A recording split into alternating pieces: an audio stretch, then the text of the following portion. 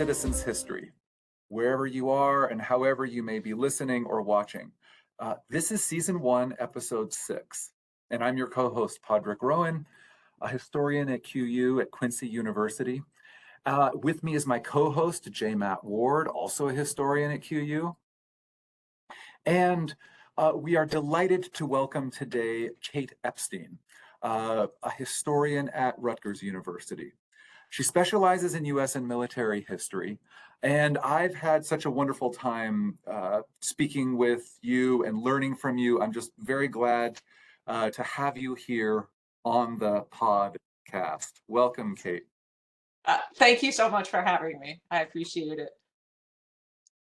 And rather than diving into your specialty, we thought it would be a good, at least a starting point for the conversation, to turn to some of what perhaps you would agree can be called your public history, work in public history.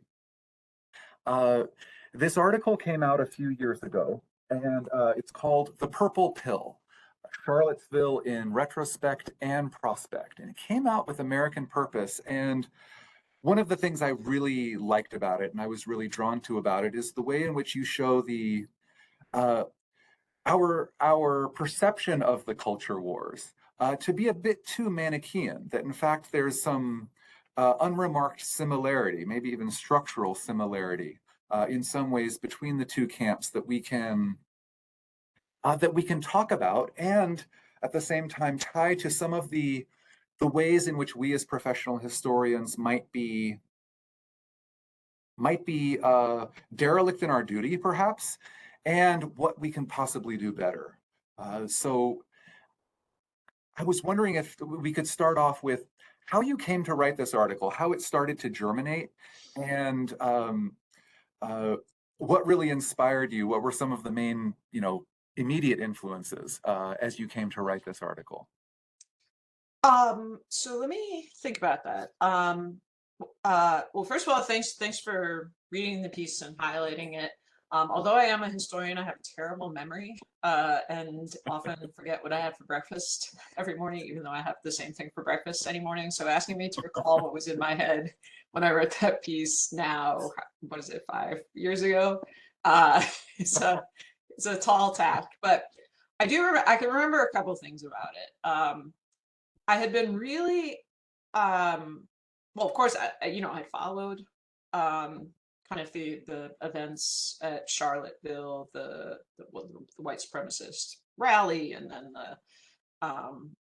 the murder of a young woman by the gathered white supremacists, and more broadly, kind of the Trump administration's response and the criticism was very justly levied at him for his remarks and conduct in the aftermath. So I was following all of that closely because I was fascinated by it. I never really been, and still am not, like a political junkie the way I think some more knowledgeable people are, but I definitely started following politics more carefully, more closely after 2016 and Trump's election, which horrified me, but also shocked me. And I was the shock. I was very angry at myself because to not know your own country, or to know your own country so poorly that as to be taken by shock in the way I was, I thought did not reflect well on me cognitively. So I was paying much closer attention. So I guess that was part of it. And then I'd also read, I can't remember if it was in the Washington Post or the New York Times, but the story of a guy named R. Derek Black, who's actually, I'm actually not sure where he is now. He was doing a PhD, I want to say at the University of Chicago, in medieval history. But the article was kind of a profile of him, and it was absolutely fascinating. So this guy was the son of the founder of Stormfront, which is like the most notorious hardcore neo-Nazi white supremacist website in the U.S. He was, David Duke was his godfather, and he had actually, and so he'd grown up. Um, I suppose as like an unusually intellectually curious white supremacist, but very much a white supremacist who, believed in all of it, and had gone to New College recently in the news for other reasons in Florida, and had kind of through a combination of kind of rational reflection and then also kind of emotional connections with some extremely open-hearted people there, had kind of come to question his his beliefs, and subsequently and since then has been kind of on the forefront of decrying racism in the U.S. today and in U.S. history. And I thought his story was just absolutely fascinating. And so that's how I kind of knew his name. And then I read the guy who had written the profile was a journalist named Ron Suskind, who then wrote a book about Black. And I read the book, and it's absolutely fascinating book. And then I think it was that I saw that the Times, New York Times, published an op-ed by Black after after Charlottesville, and he made an argument which sort of became very familiar, or much more familiar to me and probably to other people, with the 1619 Project and kind of critical race theory, as it sort of became much more common in public discourse about the centrality of racism, white supremacy to the American founding. And I was struck by what seemed to me the kind of analytical similarity between his argument and some comments that Trump had made in the immediate aftermath of the rally. Not the really notorious one, that there were fine people on both sides, but some other comments Trump had made offering reflections, if they can be called that, arguments about the nature of the founders and kind of how many of them have been slaveholders. And so it just seemed to me to kind of scramble the politics of that interpretation in ways that I didn't fully understand but wanted to understand. And so I started writing the essay. I had also been reading a lot coverage of the 1619 Project, had been just super impressed by the work of a historian named James Oakes, who I think is brilliant. And I was also very taken with an essay by a historian at Princeton named Matthew Karp about the 1619 Project, and he picked up or called attention to certain similarities between the 1619 Project and the 1776 Commission, which was the presidential commission appointed by Trump, sort of deliberately as the opposite of the 1619 Project. And Karp had identified some really striking similarities between their approaches to the past, and was, I thought, just in a really smart, thoughtful way, pushing back against the kind of dominant journalistic construction of these things as polar opposites. And so I guess it was a combination of those things, kind of the growing interest in politics, the just having encountered Black's story, which is just like I said, just an incredibly interesting story, and then following some of the coverage of the 1619 Project. Yeah. Yeah, I was wondering, one of the things that you do in this article is you take this and that similarity, hidden or otherwise, and you show some ways in which we as professional historians are falling down on the job. You know, all too ready to criticize the 1776 Commission report, and not ready enough to criticize the 1619 Project. And if I could, you make the point that there's this, in the historical profession, there's a strong anti-presentist norm there. And in trying to be objective, and you do an admirable job going through the ways in which we've been, this ideal of objectivity has in some ways been upended. But uh, I'm wondering if you could talk further about okay, presentism taken to an extreme is definitely something we really want to avoid. But is it something that we can completely avoid? Is there a way for us to put some buffers in place or some uh, where we can say, okay, rather than deny presentism completely, which might inject some hidden presentism in despite our best intentions, is there a way that um, we could pursue that historical project a little bit more with more humility, let's say?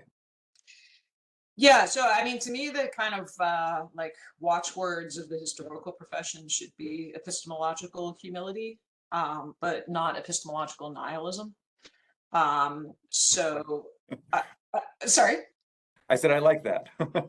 Thank you, thank you. So, I yeah, so I tried in the piece to provide some historical context on why I thought the historical profession was behaving as it was, in response to both the 1619 project and the 1776 commission, which was its responses were very different, basically welcoming and affirming the 1619 project. The AHA has put out public statements making clear its approval of the 1619 project, the AHA being the American Historical Association. Um, and it has also publicly criticized, put on record its disapproval of the 1776 Commission report, as a work of history. And so I was interested. So one thing I just hadn't seen discussed very much in coverage of the 1619 project, but it's where, I teach, or we rotate uh, teaching of our graduate methods seminar. We have a master's program in our department, and I love teaching that. I love kind of like philosophy of history questions. But if I were teaching the 1619 project in that class, or teaching the way the historical profession has responded to the 1619 project versus the 1776 commission, like I would definitely like talk about the history of the historical profession, because it's hard to understand its response without some grasp of that history. So the way I kind of explain it to myself, and here I think I'm following pretty closely Peter Novick's account in that Noble Dream, which is a history of the profession and just an extraordinary piece of scholarship, I think.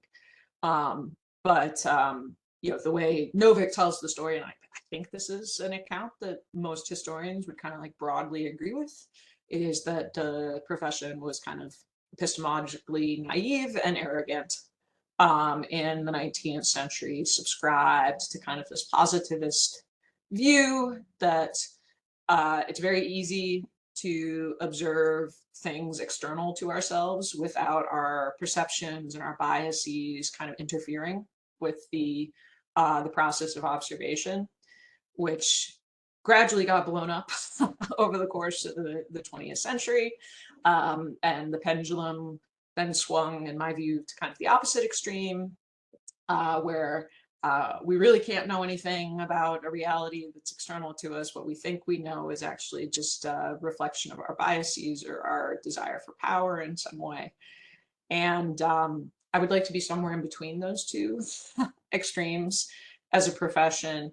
I think the other thing that's gone on that I talked about in the piece is sort of an political estrangement of the historical profession from the American people, which I think has sort of both long-term and short-term causes. I think there's a broad kind of and substantially justified horror at the complicity of various historians in uh, transparently ideological nationalist projects, some of which were evil, not to put too fine a point on it.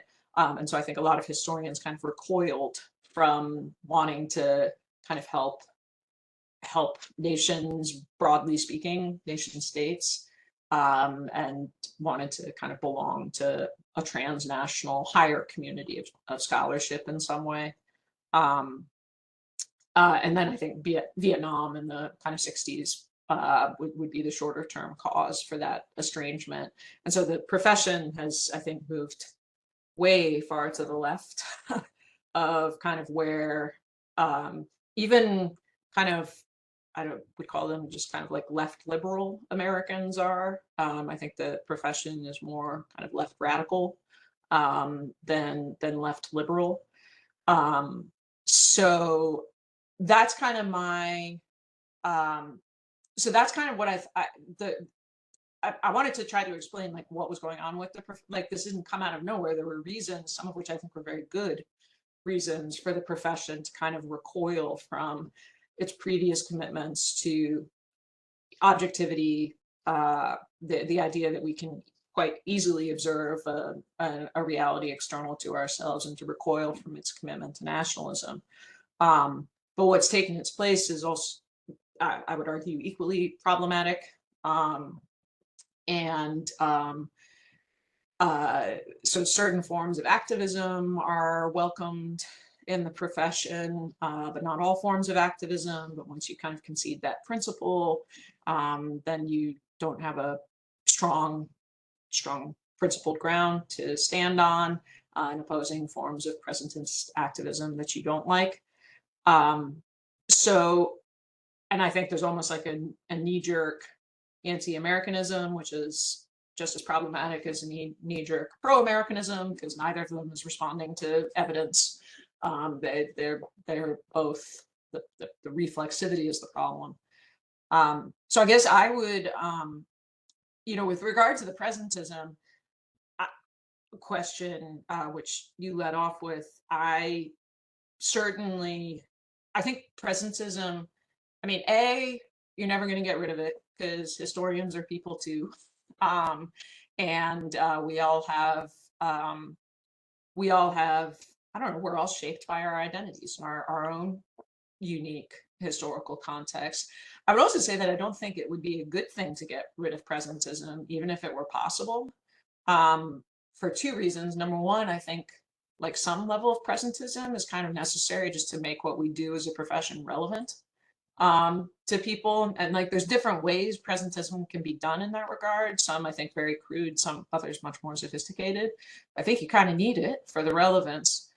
And number two, I think that, what's sometimes called presentism, like is vital in injecting like really important new questions. So like it's no accident that quote unquote like presentist concerns among female and African American historians in the 1960s led to an explosion of really important research on the history of race and gender in the United States. So like I don't want to lose that. Let's not throw the baby out with the bathwater. So I think like presentism can be actually quite constructive. But I guess the key is that it needs to be constructive as measured by sort of standard scholarly metrics. Is the argument original? Is it important? Is it well supported by evidence? Not according to unscholarly metrics, which are, do I like on ideological grounds the argument that's being advanced? Yeah, I really, one of the most surprising things and one of the best things for me about this article is that you are uh, showing effectively that the substance of the 1776 Commission report owes way more to historical scholarship, meaning left-leaning historical scholarship, than it would care to admit, and that maybe what I was thinking as I was reading your article was kind of, you know, hypocrisy is the tribute that vice pays to virtue, Yeah. kind of that. Yeah. I'd love to hear some more about that because we tend to think of these things as polar opposites. You got the 1619 and you got the 7076 Commission report. And I just loved the way you tied it together and showed, even though the only person that I recognized on the 1776 Commission report's authors list Mhm. was Victor Davis Hanson. Yeah. I didn't recognize anybody else. Yeah. And yet, just the work of the last half century, let's say, was just so fundamental to how they are perceiving themselves as Americans now, in spite of Yeah. being everything uh, against everything the left has to offer. So Yeah. Yeah. So I mean, so a lot of that kind of line of analysis in my piece really owes a lot to the Matthew Karp article that I mentioned. Because Karp, I thought the things that he does like brilliantly and persuasively in his piece, which is in Harper's, um, he shows that like the 1776 Commission is making moves that like the political right wouldn't have made during the 1990s. Now I was in middle school and high school in the 90s, so I wasn't like super politically aware, but I can kind of remember what the history wars were like then. And I was like, yeah, Karp is right. Like when I was growing up, it was like the right was still saying the Civil War was about states' rights. That's not what the 1776 Commission is saying. Like the left won, like left-wing historians, like you just can't make that argument anymore. Even if you're, a president backed by the White House, with lots of resources and power. Um, so I can't remember if this is a point that Hart makes or if it's something I noticed, but like another thing the 1776 Commission does, which again is just like unimaginable. Even like 30 years ago, is saying that like John C. Calhoun is the forerunner of identity politics, which is kind of hilarious in a way. I mean, I think I would push back against that because I think it's anachronistic. So I think it's problematic on methodological grounds, but like ideologically, I don't think the left should have a problem with that. It's like, yeah, it was white identity politics. This is what the reason kind of people on the left were, and this is so much of the point of what the right used to call identity politics, is like saying, no, we didn't invent this. Like historically dominant identities invented this. So yeah, so it was kind of, yeah, it was like Karp's essay just kind of really made me, uh, yeah, kind of opened up that line of analysis for me. And then it really annoyed me. I was going to say really pissed me off. Would be the accurate phrase, that the AHA doesn't go after the 1776 Commission on that at all. So I think what they're basically doing is plagiarizing. And sort of they're presenting themselves in the 1776 Commission report. There's the 60s are the enemy, the kind of the radical, both the radical and the liberal kind of emancipationist projects, liberationist projects of the 60s are the political villain in the 1776 Commission report. But like the right wasn't doing the work of uh, all of basically the scholarship that the 1776 Commission is relying on when they're saying, Sojourner Truth, Frederick Douglass, these are the great heroes of American history. The right was not saying that in the and 1960s. yeah, and MLK, And praising MLK, MLK to the yeah, skies yeah, in the 1776 project. Yeah. yeah. So Claiming themselves as the true heirs of MLK exactly, and Sojourner and Frederick Douglass. exactly. And so, like on scholarly grounds, I was just, this to me is in some ways, just reflects the intellectual bankruptcy of the AHA's response to this. Is the criticism was wholly on ideological grounds, as though the AHA is a political advocacy group and not a scholarly organization, when there was a crucial scholarly critique to be made, which is you can't plagiarize.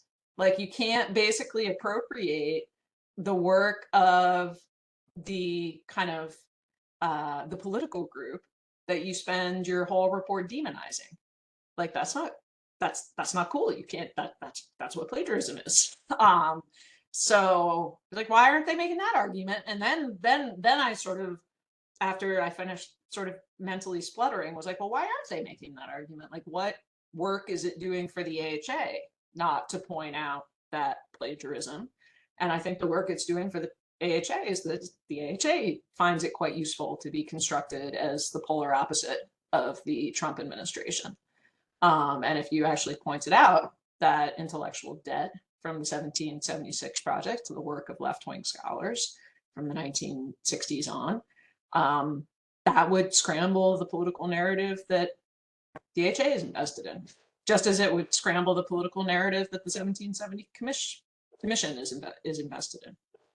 So yeah, so that's kind of where, once Carp's piece sort of sent me down that road. It's also, and I'm sorry about the dog barking in the background.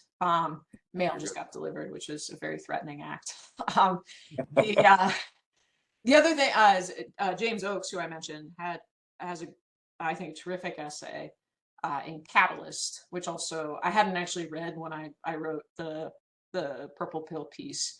But he has this material that was new to me on kind of like the teaching of American history.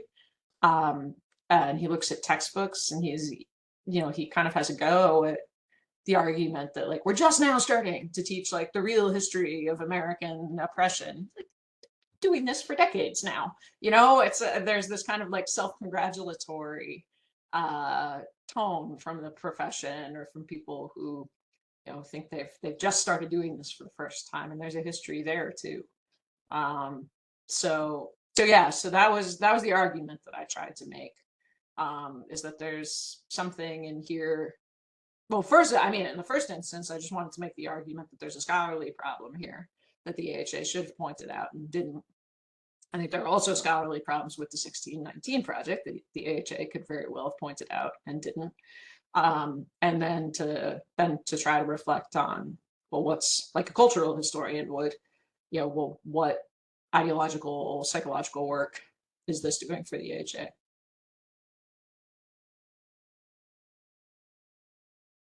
I've got so many more questions. Do you have any questions of Kate?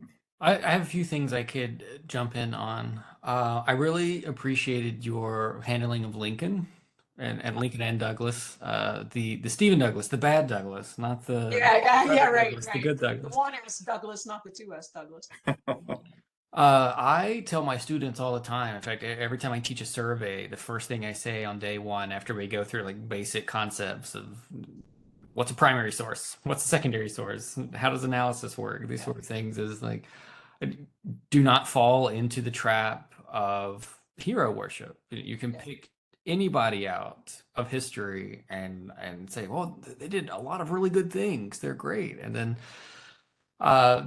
as things like the 1619 projects do, turn up a lot of dirt about these same people and then cast them aside utterly. And I try to encourage them that doing either one of those things is getting away from the analytical work of history itself, which is to contextualize and explain change over time.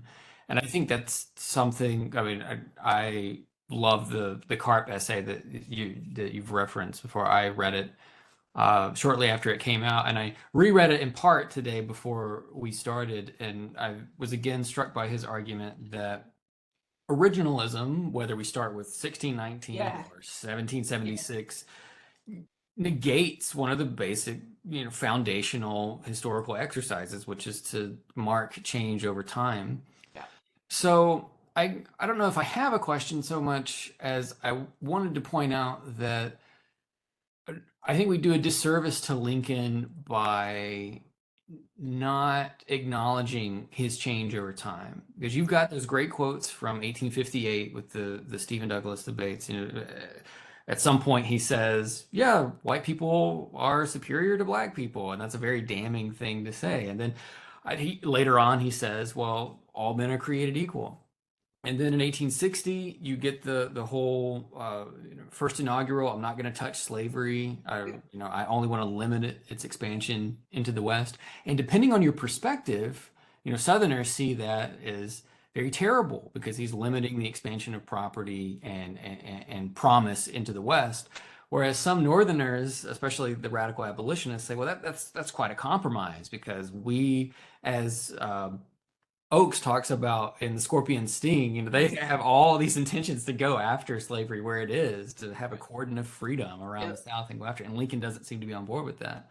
And then in 62, we get the infamous colonization incident where he sort of upbraids the black people that come to see him in the White House. But by 1865, he's endorsing the 13th Amendment, and he's using this politically loaded phrase, a new birth of freedom, at the second inaugural.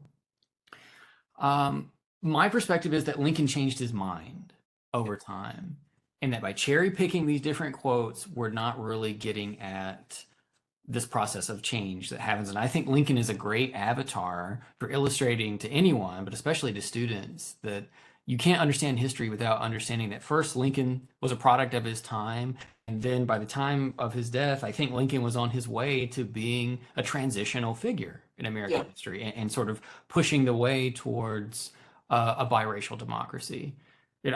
I'm as critical of Lincoln as the next guy. I went through that phase of like, oh, Yeah. Lincoln's just another, he's just another Yeah. silly liberal who didn't accomplish anything. But Yeah. in recent years, I've kind of reformed on that. I think Lincoln was working his way towards um, a more radical understanding, or something resembling radical understanding of biracial democracy. What's your take on that? And what are perhaps some other ways that we can encourage people to see the complexity, the process of change in history? I mean, I agree with everything you said about Lincoln. That's very much my understanding too. It's right. We were talking before you started recording about like both being interested in the Civil War growing up, and I read like everything about Lincoln I could get my hands on. I was a very popular kid in middle school, and I just, if I like, Lincoln is pretty close to a hero for me, actually. I Yeah. mean, and I say, with qualifications, but very unusual for someone to be both a genuinely good person and a genuinely great person. Mhm. It's a lot of people who are kind of good at the macro level or pretty awful at the micro level, Yeah. and vice versa. Yeah. And he actually seems to have been, in addition to moving in the right direction and on the right side of most things, in my view, like to have been a pretty decent human being as Yeah. well, like in his private life. So yeah, so I will say that Lincoln is probably as close to a real figure who's a hero as I have. But I think for me, he's heroic in part because he was complex. Yeah. Like, marble paragons aren't really very interesting. Um, but he was so deeply human. Not only because of, the the demons he battled emotionally with his depression, but no, I agree with you. I mean, he's clearly, it seems to me, I mean, this is why it's also so important to get people contextualized in their time, is because things that might seem conservative to us now actually may have been quite radical then. And so, Lincoln seems to me pretty clearly to have always been anti-slavery. Like, there doesn't seem to be any evidence about that, but one of the things that you kind of learn as you go through more serious study of history, I didn't understand this distinction at first, is that you can be anti-slavery and still be very racist towards Black people. You can be anti-slavery, but not anti-racist, so to speak. And that seems to me where Lincoln was very much. He did not view African Americans as his social equals, which was, I think, for a lot of white Americans, kind of the ultimate line that they just could never bring themselves to cross. Political equals, okay. Economic equals, maybe, but social equals, who might associate with white women, which kind of the ultimate taboo. Um, but by the end of his life, I mean, it seems to me there's evidence that Lincoln was actually moving towards interacting with African Americans as social equals. That's what he's doing with Frederick Douglass by the end of his life. Um, and as you say, it seems to me he's a politician.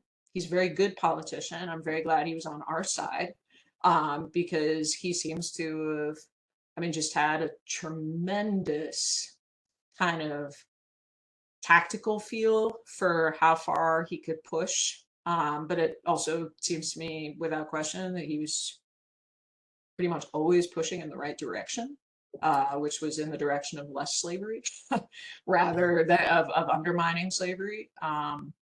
And Oakes is like so good on that, and I think he kind of he's neither holding Lincoln up as this uncomplicated hero who never harbored anti-Black prejudice. Clearly, he did. But he's also a guy who genuinely grew over time, and that's in some ways like even more admirable than someone who kind of had all the right opinions to begin with. And so, yeah, he didn't, but he moved. Yeah, just like even just the capacity to grow and change itself, I find, very admirable in him. So I'm doing exactly, by the way, what I tell my students not to do. I mean, the words I say to them is like, you're in the business of understanding and explaining. I do not want to see praise and blame in your papers. It's like admirable or a moral judgment.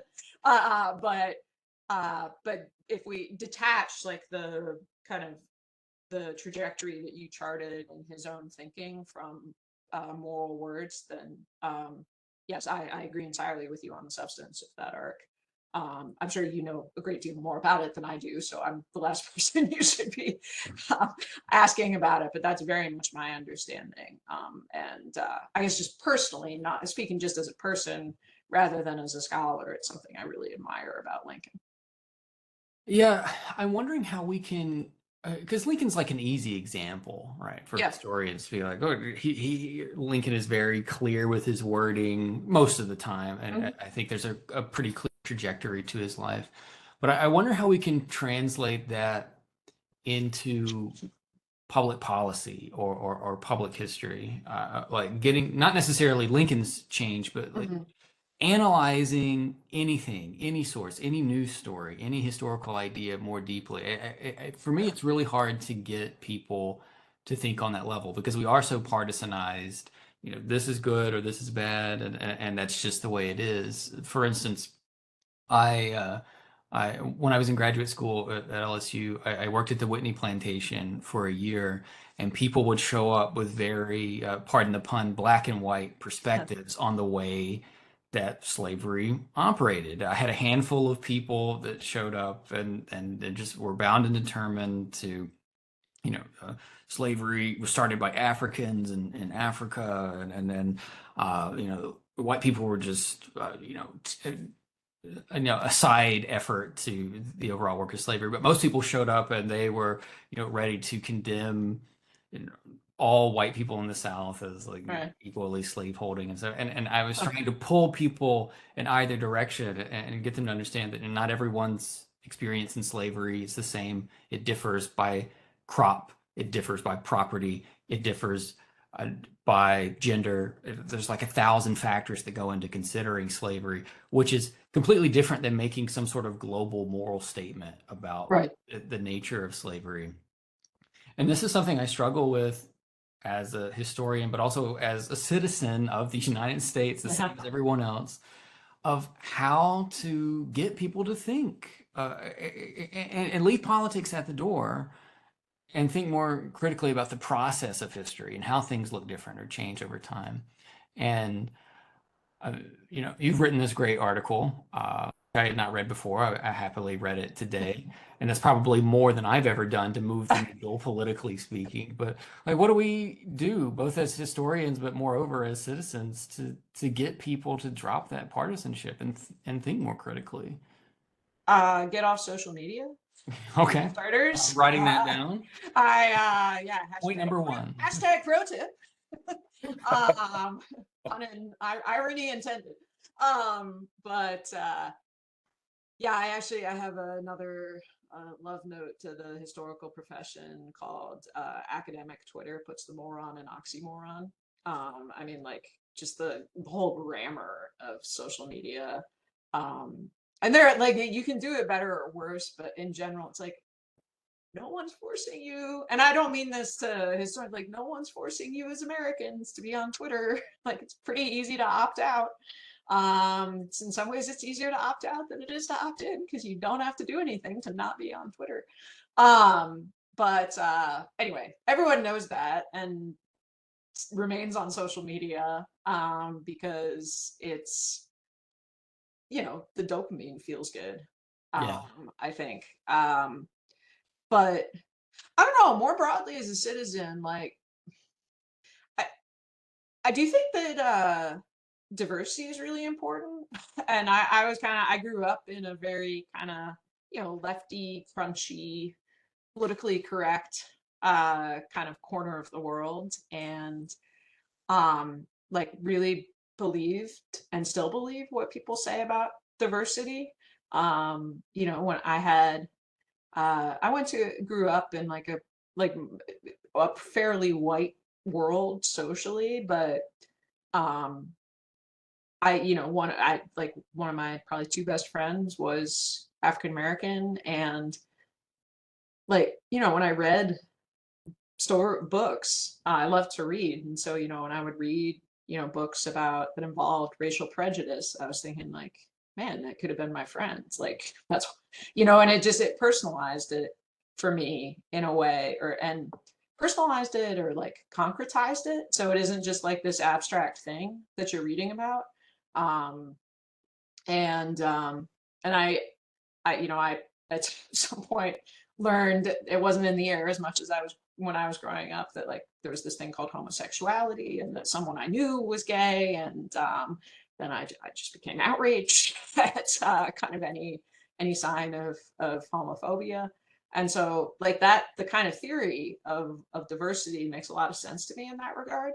Because you do understand that they're like three-dimensional flesh and blood people who are good and decent, who get hurt by prejudice, which is a long way of saying that I think viewpoint diversity and ideological diversity is also really important. Like one of the, I don't know, maybe this will sound silly, but like one of the um, probably more important relationships for me, like in the past 7 years, in terms of my own since Trump's election, just in terms of like my own, just trying to be a better American, a better citizen. Is like I live in a left-wing bubble. I only know one person who voted for Trump, and he's a contractor who did some work on our house. And like we didn't talk about politics at first because I didn't want to, I didn't want to kind of infringe on his privacy. It was none of my business. But I just really liked him as a person. And then we started talking about politics. So like that's who I think about now. Like the same way I, would conjure up my friend growing up. Like I think of him now, when I read about Trump voters. And, he doesn't stand in for a huge collection of people any more than my friend stood in for like all Black people. And that's like if you think that's problematic too, and you want to try to be like attentive to the diversity and complexity of identity groups. But I don't know, just yeah, like getting offline, seeking out relationships. I think I've become a lot better. I don't know if I've become good, but I've become better at just like asking people about themselves and why they think what they think, and what I hope are sort of open-ended and non-judgmental ways. Um, and that really is the skill you need. It's the same skill set you use as a historian. Like you're not supposed to be coming to your sources in a judgy way. You're supposed to be coming to your sources like ready to learn from them. Um, and trying to understand them rather than to, hold them up on a pedestal or tear them down.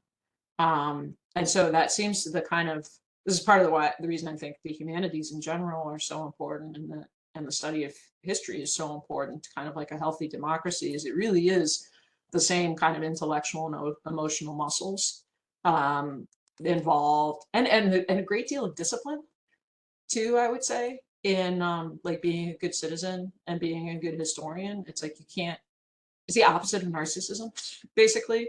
It's like you can't just go around like imposing your own identity on everyone else. Like you have to let them breathe Yeah. and say things that, might surprise you. So yeah, so I don't think I my take is any different from, what a million other people would say about um, about kind of how to try to get past partisanship. And I guess the one of the things is I would say is like I do think some people are just genuinely loathsome, like and it's you understand them, and you're like, oh yeah, that confirms my my negative judgment. Yeah, Um, like John C. Calhoun. I like John C. Calhoun. Yeah. Yeah. It's like, okay, I did put in the work to understand you on your own terms, and I think you still suck. Yeah. Um, but I guess the other thing I would say, one of the weird things that's happened for me, and this isn't really directly related to the piece at all, but one of the weird things that's happened for me since Trump was elected is that I've become simultaneously like more despairing about politics and yet more hopeful about my fellow citizens. And what I mean by that is just that there seems like to be so few glimmers of light when you look around the landscape of American politics. But I actually, I guess, have gradually become convinced that most Americans don't actually, A, don't live online, and B, aren't accurately represented by the extremes on the left and the right. Like, I guess I think most people, just kind of want a quiet life, and might care about politics, but like it's not the most important thing in their life.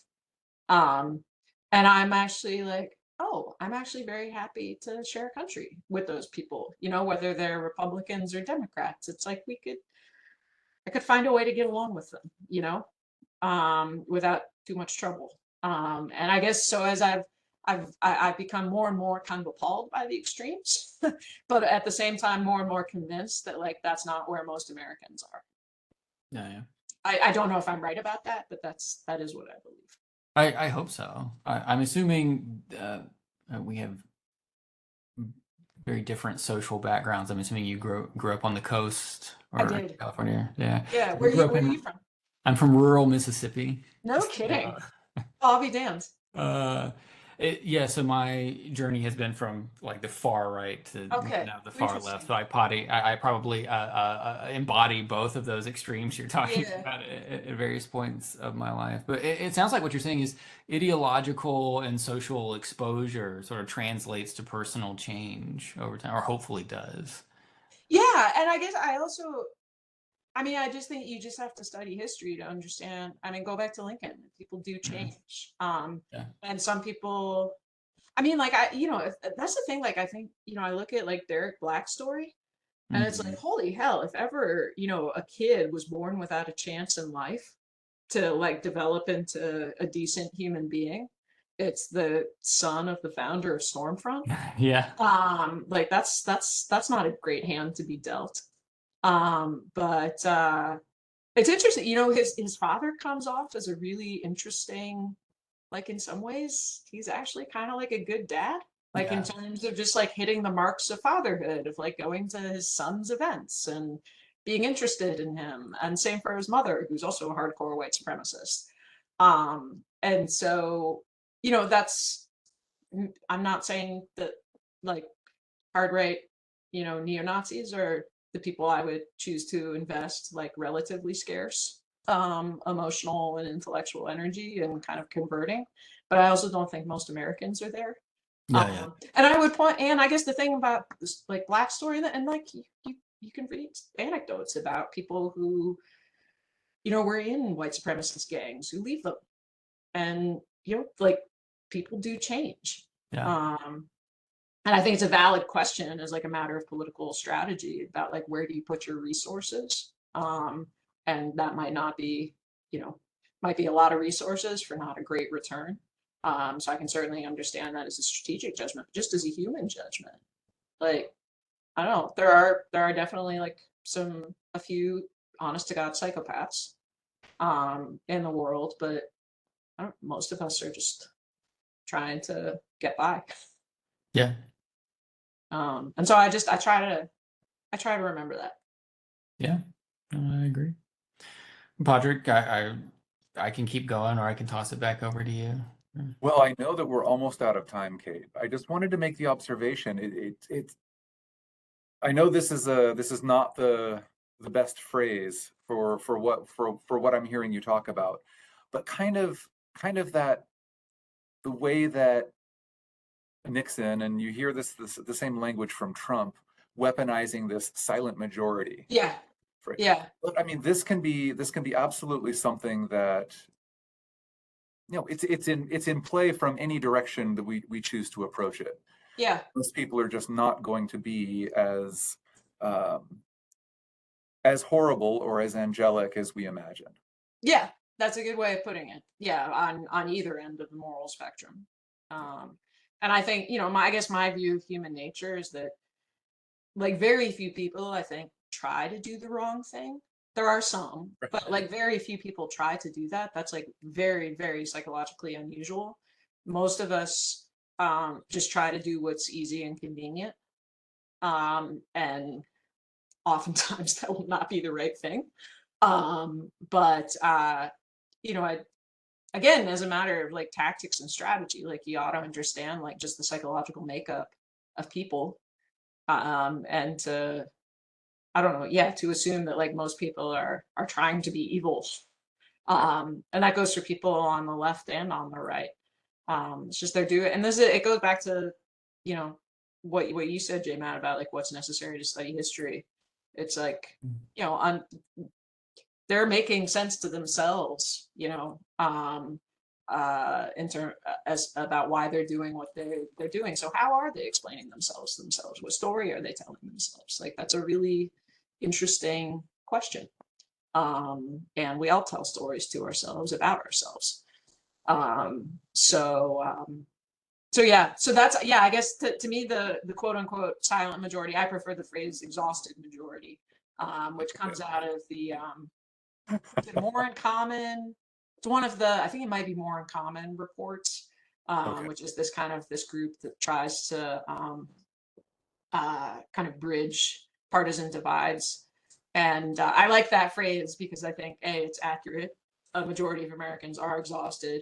B, it doesn't have the kind of ideological and racial baggage of the phrase the silent majority.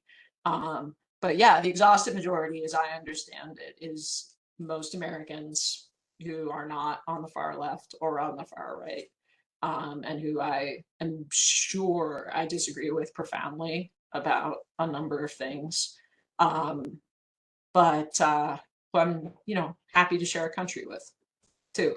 And I guess maybe just being a military historian has something to do with it here. Like, you read. I also have always been fascinated by combat memoirs, and by combat service. I've never been in the military myself, but people from like wildly different backgrounds, save each other's lives in wartime, and probably people who, you know, don't have the same views on like tax reform. You don't ask someone about that before you decide to, throw your body over a grenade to save their lives. Um, so I think that also just like shapes my thinking about this probably on some level. It's, we've done it before. Um, so, um, so yeah, exhausted majority I think is out there, and I think I probably like most of them,